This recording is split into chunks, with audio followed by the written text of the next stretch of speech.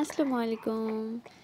এখন তো বৃষ্টির সিজন, যখন তখন কথা নেই বলা নেই, হঠাৎ মেঘ হয়ে একদম পুরোপুরি বৃষ্টি চলে আসে। আর বৃষ্টি আসলে আমার কেন জানি একটু মুখরোচক কিছুই খেতে ইচ্ছে হয়। একটু ভাজা পোড়া বা একটু কিছু মনে হয় বৃষ্টির দিনে খাওয়ার রুচিটা একটু বেশি বেড়ে যায়। গতকালও এরকম হয়েছিল, তাই ভাবলাম কি তৈরি করা যায় ভাবতেই এরকম হঠাৎ একটা রেসিপি মাথায় চলে আসলো যে এভাবে কেন চানাচুর মাখিয়ে খাচ্ছি না। আমার এই চানাচুর এভাবে মাখিয়ে খেতে এত ভালো লাগে।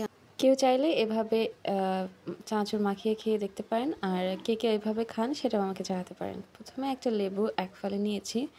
রসসহ আর খোসাসহ লেবুগুলোকে ছোট ছোট টুকরো করে কেটে নিতে হবে।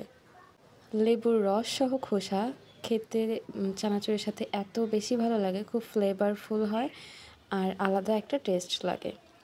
ছোট করে কেচে নেওয়া হয়ে গেলে রেখে দিচ্ছি। এরপরে হচ্ছে আমি টমেটো, তারপরে কাঁচামরিচ এগুলোকেও কেটে নেব। ভেবেছিলাম শসা দিব, শসা দিলে আরও টেস্ট বেশি ভালো আসে, তবে বাসায় শসাটা ছিল না, তাই শুধু টমেটো ইউজ করছি।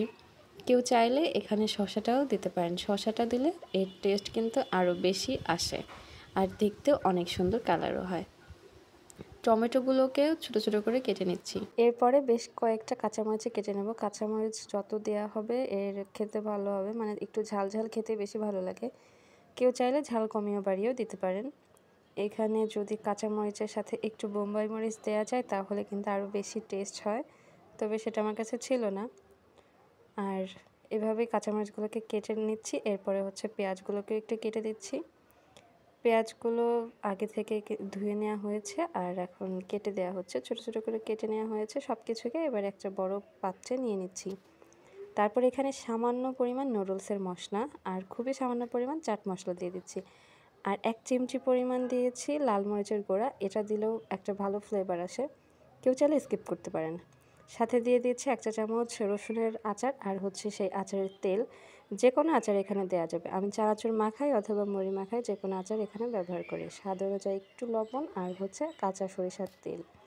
এরপরে হচ্ছে ছোট ছোট নিমকি এখানে ব্যবহার করছি। এই নিমকিগুলো বাজারে পাওয়া যায়, একদম বাদাম সহ যে নিমকিগুলো প্যাকেটে পাওয়া যায় সেগুলো নিয়েছি 1 বাটি। তারপরে হচ্ছে 2 বাটি পরিমাণ চানাচুর দিচ্ছি। এখানে যে যার পছন্দ মতো সব কিছু বাড়িয়ে কমিয়ে দিতে পারেন। এরপরে কাজ হচ্ছে বাটির ঢাকনাটাকে লাগিয়ে খুব জোরে কয়েকটা বাড়ি দিয়ে বা একটু ঝাঁকিয়ে নিয়ে রেডি হয়ে যাবে এত মজাদার মুখরোচক একটি বিকেলের নাস্তা।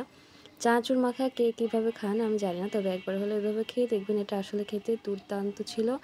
একবার খেলে আমার মনে হবে বৃষ্টির দিনে প্রতিদিনই খেতে ইচ্ছা হবে। এটা তো গেল চানাচুর মাখা। চাইলে কিন্তু এর সাথে কিছুটা পরিমাণ মুড়ি মাখিয়েও খাওয়া যায়, সেটাও কিন্তু আরও একটা আলাদা টেস্ট পাওয়া যায়। তো আজ বিদায় নিচ্ছি। আল্লাহ হাফেজ।